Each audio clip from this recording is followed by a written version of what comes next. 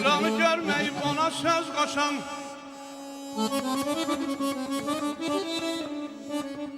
Ceylanı görmeyip ona söz koşan, onu görmek için buğana gelsin aman.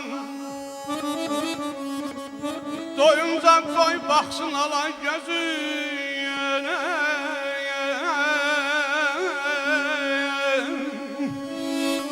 doyunca koy baksın alan gözüne, oxunu koymasın kamana gelsin.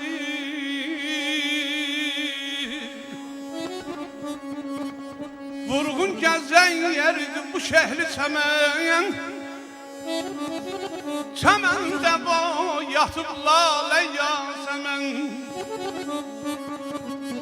Ceylanlı çölləri lalə zərbilən, buğanıb qalanıb Şirvana gəlsin. Mən aşıq yanvaram öz səhnəti vay.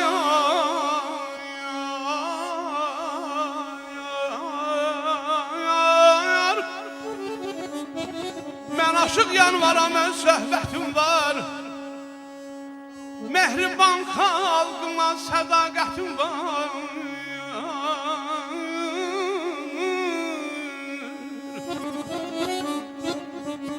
Mehriban xalqıma məhəbbətim var. Vətənimdə hər kəs məni arzular. Siz ona söyləyin, Tircana gəlsin aya.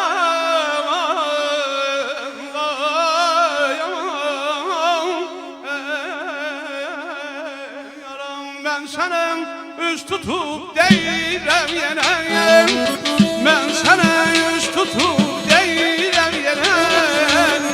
Kuzu ceylan kimi bakırsan bana, kuzu ceylan kimi bakırsan bana. Niye gülümseyip baktın Ayşe'ye?